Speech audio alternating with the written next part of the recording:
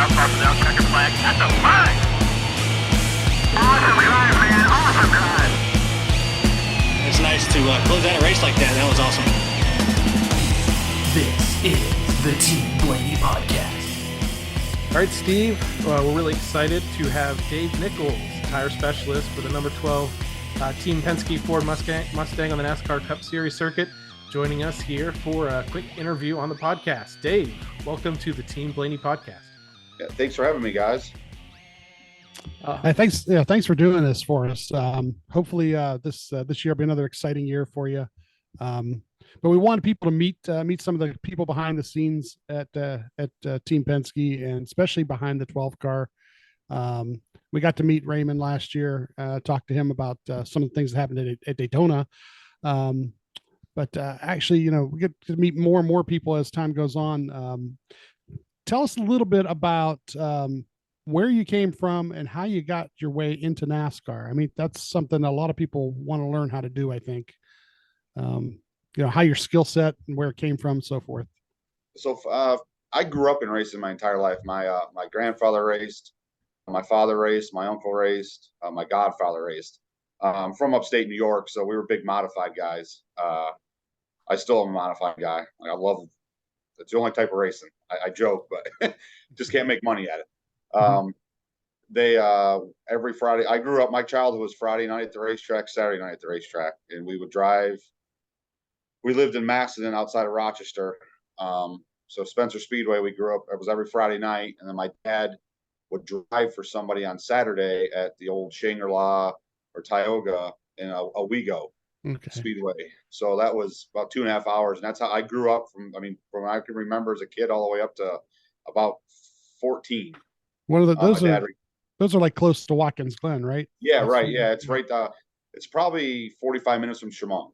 So Chemung's a half hour from Watkins Glen, and it would have been about an hour. So it's a gravel pit now, so they don't race there anymore. But me and my brother, we kind of raced go-karts growing up, and when I was 16, I started running the street stock at Spencer Speedway a little bit here and there, and I kind of realized that I didn't have the funds to do anything, or maybe not the talent either, to make it to the next level. So I figured I better find something else in it. And I went to Penfield High School, and we had a welding fabrication class.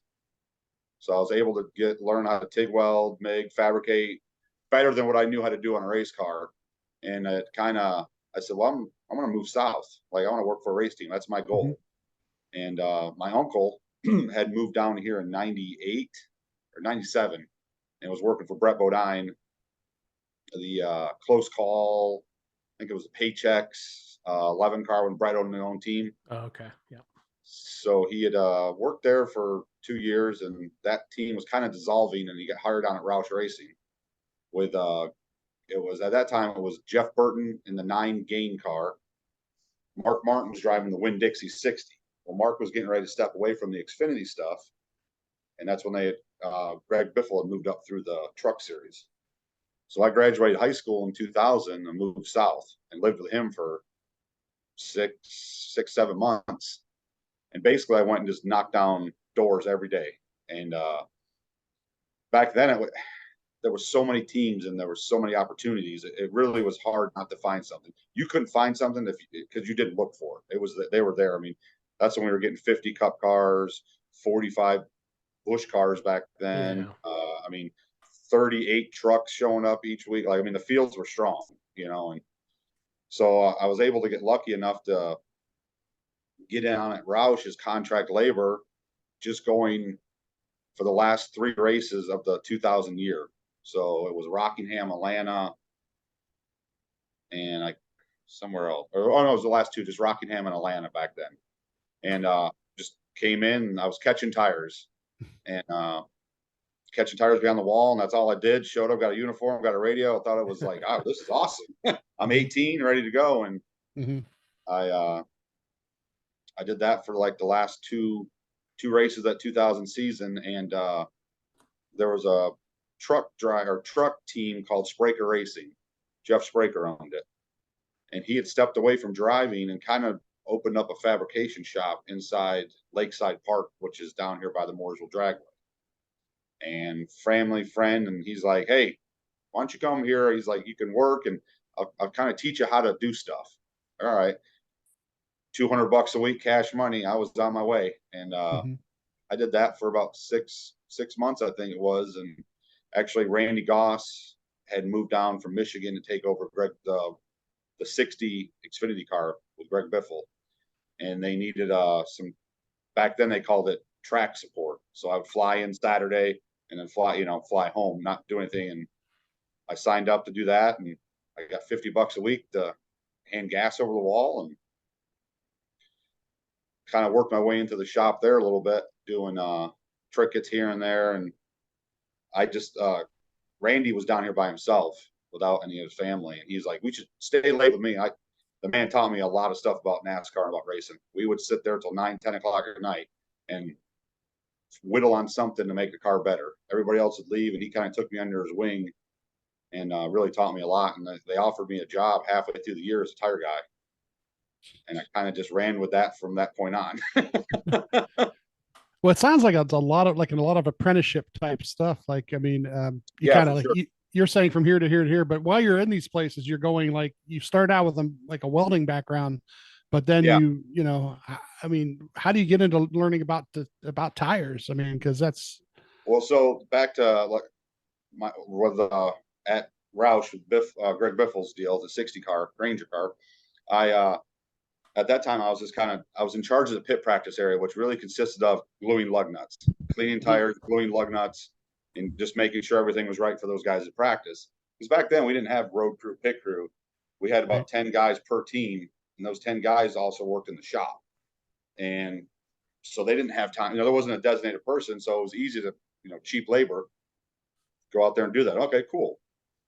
Well, I happened to be working one day and back there, and they had a tire guy that they had quit. It was a Wednesday afternoon before Nashville, before the new Nashville track. And I could hear them talking about it, and they're like, well, what are we going to do? And I was 18, I had a big mouth, and I was like, well, hell, I'll do it. And they, Randy Goss and Cowboy Kevin Starlin looked at me and said, I mean, I guess that's all we got. So I was like, all right, well, when are we leaving? He said, go pack your bag. We're leaving 45 minutes. And that was my first trip to the racetrack early, or consider road crew personnel. So What eventually led you to Team Penske down the road a little bit in your career? I had been at Roush. I was at Roush for 8 years. I went to Yates actually for a 1 year with Casey Kane when he came into the series driving the Channel Lock 98 car. And that kind of deal kind of fizzled. Robert had some problems on his end and really didn't, and it kind of fizzled out. So I went back to Roush.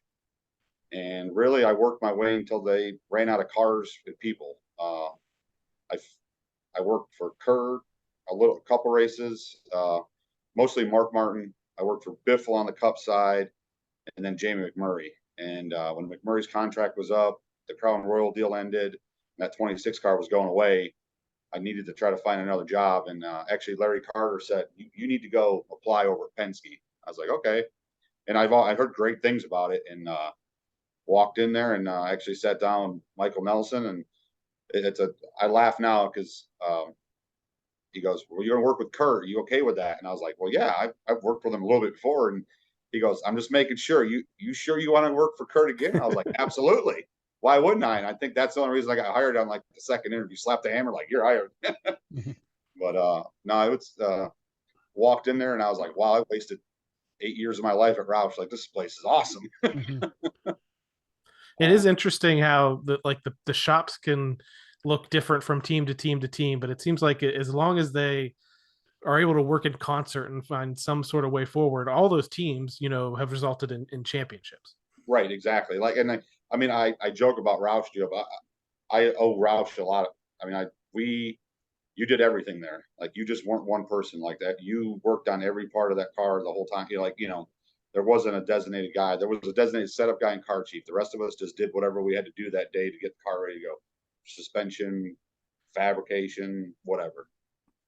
So you talked about you're listed as a tire specialist on the roster. We're at the track. You kind of see you doing lots of different things, member of the road crew. You've guys had some frantic repair jobs to do. in the playoffs and on the cusp of the playoffs last year as well. Can you talk about what your day-to-day job kind of is, and what's your job on the weekends when you're at the track? So I'm I guess you'd call the lead tire or head tire specialist at Penske. So I kind of oversee everything that has to do tire related, wheels, which this year was a big challenge with everything going on with that.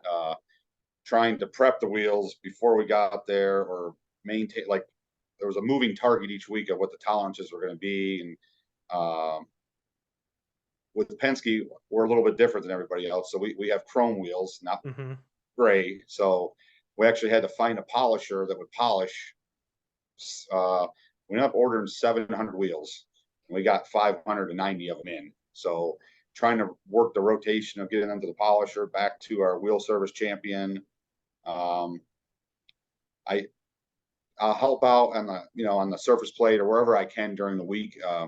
Penske's got a great layout of really the road crew. When they get the car, it's built, and it's more just setting it up and kind of fluffing on it. The shop guys do a really good job. Tim Teal has it very organized.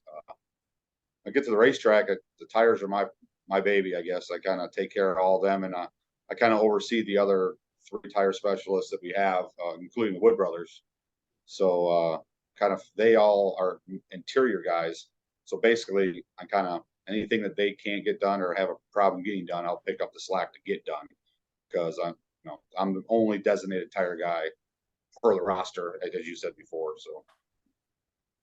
So this leads to the nicknames at Penske, that everybody seems to have a nickname. How did you get Mule? Who gives you that nickname? So I got Mule when I first started when I worked at Roush. And okay. I went to California. It was my first race at California, and I don't know if you guys have been there or not, but the garages are really tight. So the speedway was built for Indy cars. So it was built for about 25 Indy cars. Well, now we put 40. At then we were putting 40 to 50 Cup cars in the garage.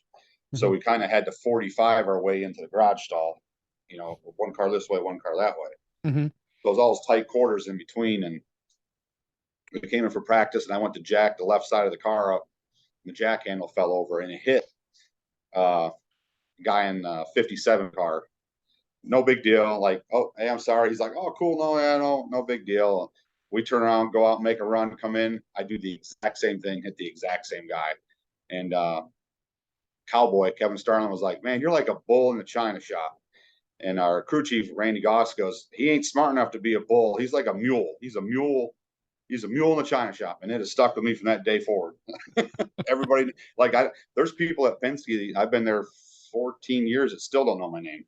They just know me by Mule. It's just Mule. Yeah. So I thought it had something to do with having to move all those tires around. Well, watching you.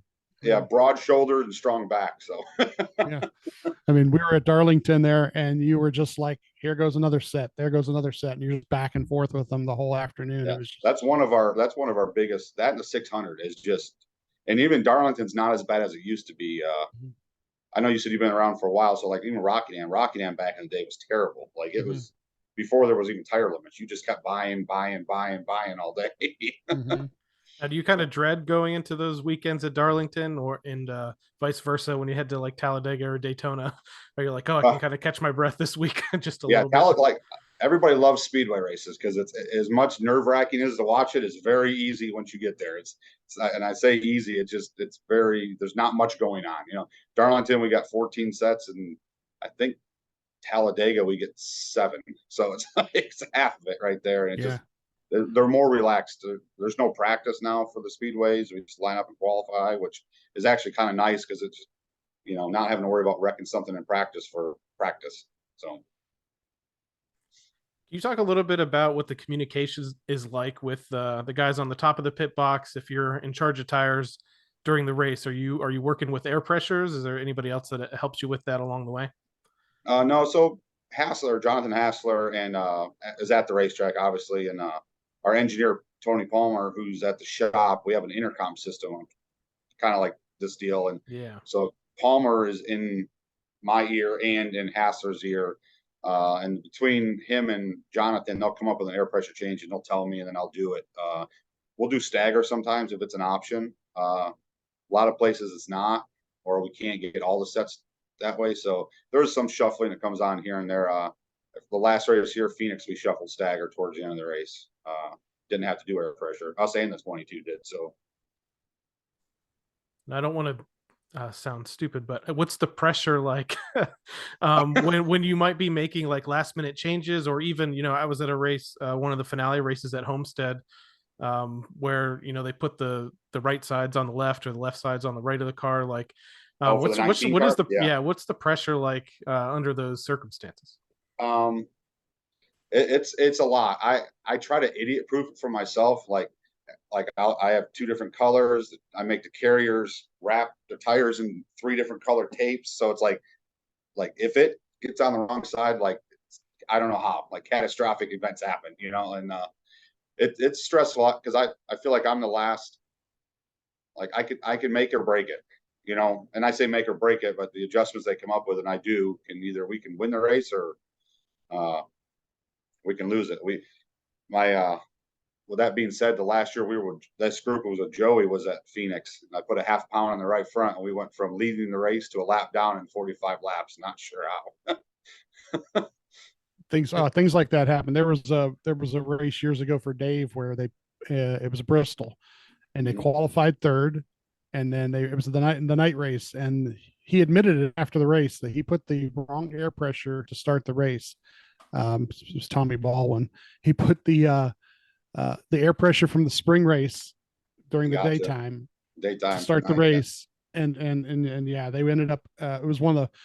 I think it was after they reconfigured the track because they went green for 100 laps, and he ended up over a lap down, and then there was a caution. He ended up like 3 laps down, and yeah, yeah, it's tricky. It can be tricky, especially and I'll knock on wood that I haven't had it happen, and I'll keep it that way. But I haven't not put the rights on the left yet. Now with the next gen car, it seems like the box for adjustments has gotten smaller and smaller. So tires and air pressure seems like they're more important than ever. Right. Yeah. With the coilover system we have now, we have adjusters that go up to the rear jacks or the top of the rear shocks, but you're limited to how many rounds you can get there. It really, as quick as the pit stop is, you don't want to put a wrench in the window. Like you got to be really, really bad, or the way the strategy works with the fuel and all that stuff, you're hoping you got to take fuel when you need massive adjustment because you can the stop can be slower because you're going to wait on gas anyways. So, but it's all tires now. Correct. Yeah.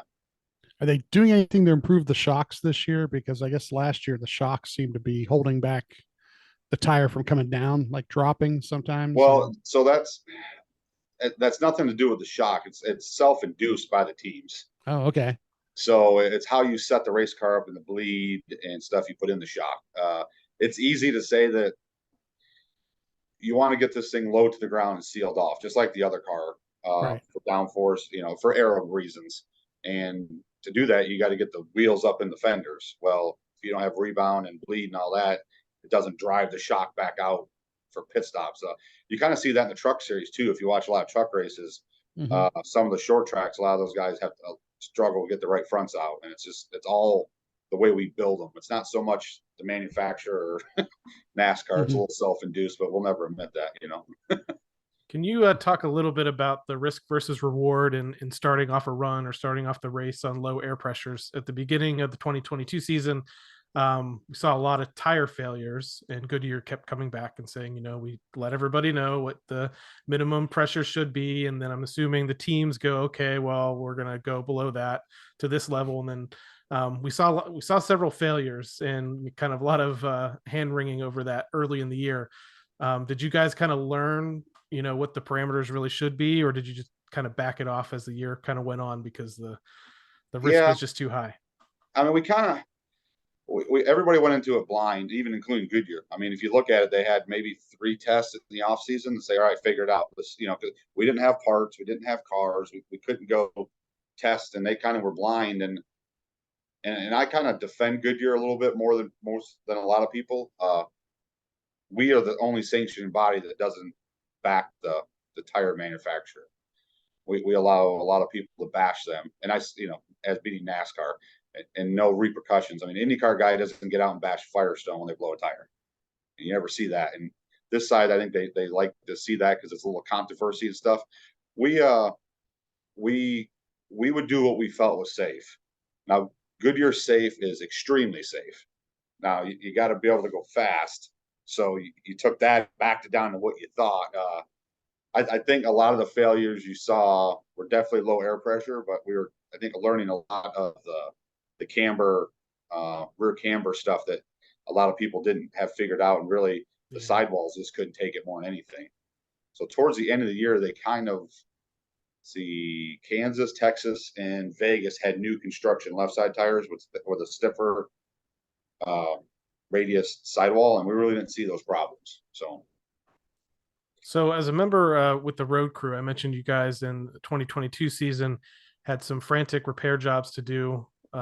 Daytona being probably one of the bigger ones. You also had to do it at Bristol, which some was done over the wall, some was done in the garage.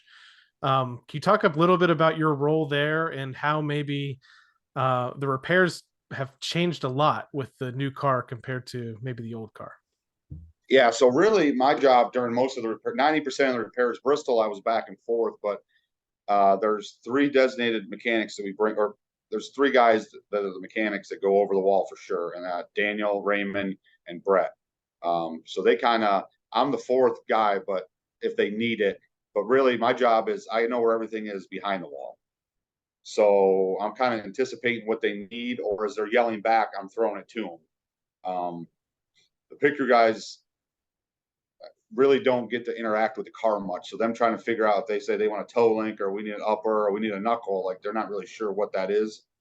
So that's kind of my deal. Like, I know where everything is back there between me and we have a truck driver that's at the truck if they need it, and then I'm on pit road and basically just giving them what they need, or trying to think ahead of like, hey, take this with you because I think you may need this, or because they're trying to figure out, you think 7 minutes is long, and it's not that long a time. But we definitely had some frantic, like Bristol probably was by far one of the, I mean, they made a rule about it for us not to do it anymore. But I look at it as we successfully did things that other teams couldn't do. Absolutely. Yeah, we saw a lot of teams trying to repair toe links and do some other things that, and honestly, you guys at Daytona, I think, had done it they extended the amount of minutes you got, and you guys had done it I think when it was still at 6, and I think it's 10 or something now. So yeah, it was pretty. Like I think the Bristol accomplishment was we watched the 9 car at Darlington bend the lower and bend the tire rod and couldn't get the tire on to make minimum speed, then to come back and change it. And so for that, I know for the road crew it was a morale, like it makes us feel good. Like, hey, there's nothing we left out there that we we gave it all we could, and that's one of those things we're talking about, wanting to spotlight people behind the scenes a little bit more, because as you mentioned a minute ago, the pit crew guys are very they're specialized. They're there to change tires, they're there to jack the car, but the guys on the road crew, while uniforms look very similar, when you're going over the wall to make repairs, it's a totally different set of guys. So when we talked about that with Raymond too, so it's always nice to kind of like give you guys your due, just so people kind of know what's happening. So it's a really long season, and you've been in the business for a long time, as you said, kind of moving down there since you were 18 and working at Roush all those years and working at Penske. The season's amount of races maybe hasn't changed as much over the year, but the amount of time off has changed a lot. Last year and this year, only 1 weekend off in the entire 36 race stretch. Are you there every single week? And if so, how is it budgeting your time between your job and your family and everything that goes with that? Yeah. Team Penske has done a really good job. Travis Geisler, they've kind of realized this is going to be a problem. It's a lot of time, especially last year we had testing on top of the new car, and just the NASCAR schedule itself. It's a grueling schedule for sure. So they took it upon themselves to tell us we're going to take a week off. So we're going to get our NASCAR week off, and then this year they are going to assign us 2 extra weekends off to keep morale up, everything, and the testing. as of right now, we don't have any testing scheduled. We have a couple Goodyear tests. And I think there's an aero package test next week that the 22 is going to. So they're giving us as much time as we can right now. And especially this off season, there's not a lot going on. We didn't have cars for a long time. We still don't have cars. It's a struggle. It's, my joke is it's a family sport as long as your family doesn't get in the way. But my wife, she's learned to accept it. I wouldn't say she loves it, but she's learned to accept it a little bit. My kids are getting older. My oldest daughter's actually be 20 tomorrow. My second daughter is 18. She'll be 19 and graduating this year.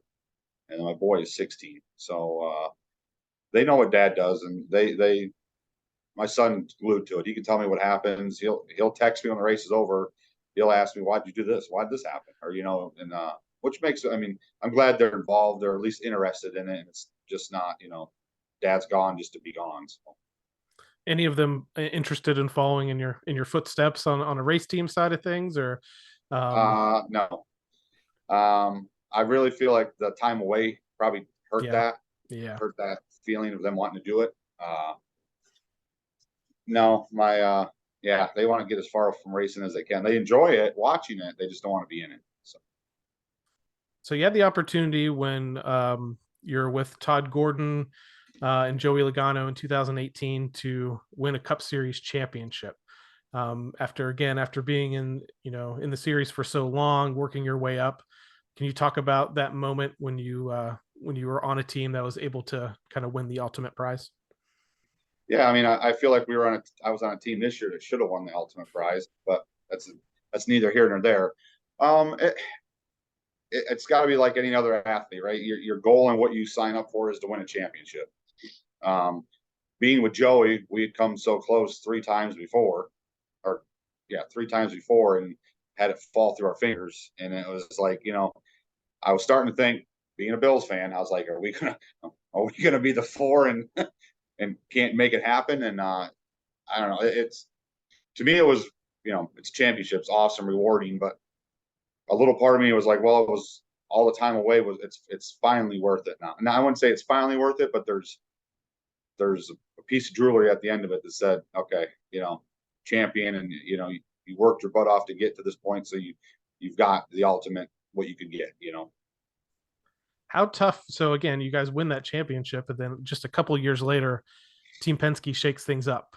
And it wasn't just a crew chief swap; it was basically entire crew swapping in the organization. So you went from working with Joey to working with the 12 team and Ryan.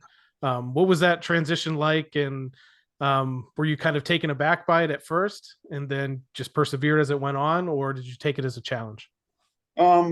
And really, I tell everybody this because the questions come up before, but we never changed. Ryan was a new one. He's the one that had to figure it out. We were the same group that, that's a good point. We knew what we had done. So it was, now it's your turn. Or now, if we're gonna, Roger Penske's been in the business for a long time. So when he says something, and you might not agree with it, but there's probably a pretty good reason why he's doing it, and I think it's shown across the board. I wouldn't say it was shock more than anything. Like, I felt like we just won, and we had just come off wrecking at Martinsville, from making it to the Final Four again, or getting wrecked at Martinsville, to being in the, for Phoenix. And then really we went that off season, went home for Christmas or the time off, and came back, and 3 days later, I was like, well, we're going to do this. So it was like, whoa. So kind of a shock more than anything. Yeah, it's probably almost like you didn't even have time to process it, because immediately you're getting ready for the new year. I think we went testing 2 weeks after that when they announced it. So literally it was like, all right, this is what you're doing. So is there any differences? So at that point, though Joey's young, I mean, he'd been in the series for a long time too. Was there any difference switching from, more of a veteran driver like Joey to a kind of a younger up and coming driver like Ryan? I'd say like anything else, a little bit of maturity, but I think Todd really did a great job that first year we were together. Kind of like, okay, you can have, you've had your rookie year, you've had this, and now it's mature up to this is, and I mean, even Todd did it with Joey too. And so I really think Todd kind of got him pointed in the right direction on that level. And he's more vocal than Joey, I'll tell you that. And you guys have the headset, so you listen to the same things we listen to. Which is not bad though, because he's still fighting. Like he wants to fight. One of my previous drivers would complain and run 20th, and then ask what was wrong and be like, "Oh, it's fine." Well, no, it's not fine. We're 20th. So it's good. We're I'd say, and really, you think about it, we kind of got hampered after we got switched because we had COVID. Yeah. So we couldn't hang out. We didn't get the bond with them or anything like that. It was basically we did the first 4 races, which we could have won 2, I think, out of the first 4 or whatever it was, and then COVID hit, and then we really didn't see each other, and showed up and 6 feet apart with a mask on, so we never really got to know them until last year. So you had that transition to Ryan as a driver, and then a couple of years into that, you have a transition from Todd Gordon to Jonathan Hassler. We've had the opportunity to talk to Jonathan a few times. What was that transition like, and are you looking forward to continuing that on again for a second year? Yeah, so actually with Hassler, there's only 2 of us on the team, me and Eric Bailey Stretch. He was actually an engineer with Kurt Busch with Steve Addington. And a little bit with Pat Tryson before that. So the 2 of us had worked with Hassler before, so it was kind of cool to see him work his way up through the ranks, I guess, and then get the opportunity.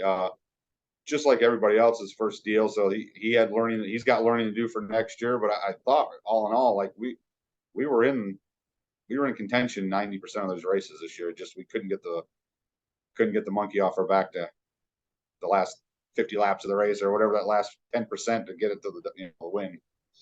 Obviously, it was frustrating for us as fans, and we can't even imagine what it was like for you guys and Ryan. Coming off a year, a career year for him with 3 race victories, and then to come into 2022 with just an incredibly consistent team, consistently outscoring everybody else in the field, and just getting so close to wins, and just so close to even a win in the finale race that we were hoping maybe we're going to be able to pull off there too. Yeah. Do you guys kind of just take that energy and try to move forward in 2023 in a positive direction? Because like you said at the top of the show, I think, you thought you're on a team that could have won a championship last year. So does that, give you some drive going into this season? Yeah, for sure. I mean, it was great to see a teammate win. Great for Team Penske, great for Roger Penske. But it definitely drives us to know that we missed it. I can't remember the points leading out of Martinsville to get to Phoenix, and then really Phoenix has been strong for him the last 3 years. I feel like we haven't. I think he got wrecked and he blew a tire. It just hasn't had the luck to finish it. And this year I thought was by far one of our, like, we're going to finish this deal off. He's going to win a Phoenix race, and it just fell short. If you don't say it drives you, like when you leave Phoenix, you probably need to get to Daytona, then you probably need to leave. There's your downtime. You want your resting, but a true racer is ready to go after you get that week off or 2 weeks off. It's all right, let's go.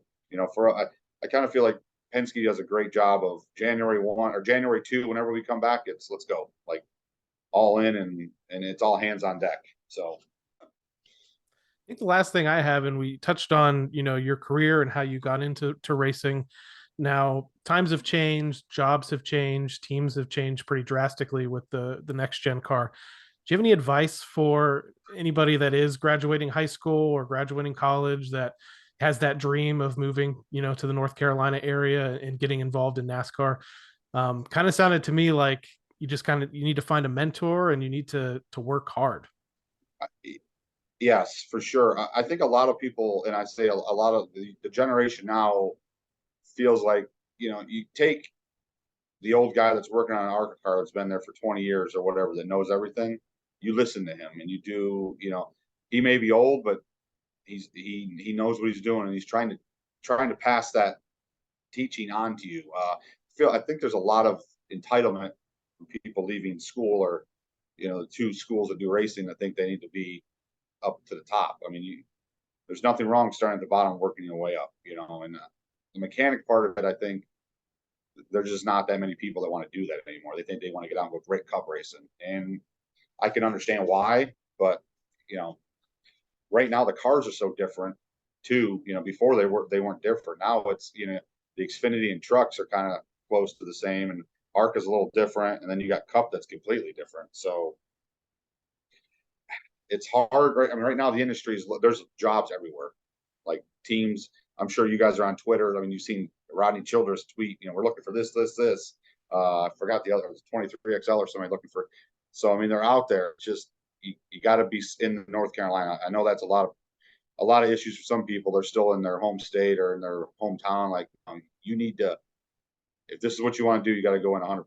You got to get here, figure it out for 6 months, and then go from there. So. Well, Dave, I think you kind of gave us a good recap of your career. I know Steve and I thank you so much for coming on and talking to us here on the Team Blaney podcast. And we wish you, the 12 team, road crew, everybody behind the scenes, great 2023. And looking forward to see you guys perform. Yeah, thanks for having me on, guys. I can't wait to see you guys at the racetrack again. Hopefully we're spraying some body armor in Victory Lane. That sounds great. That would be the best. Yeah. Well, thanks everybody for coming. I hope you enjoyed it.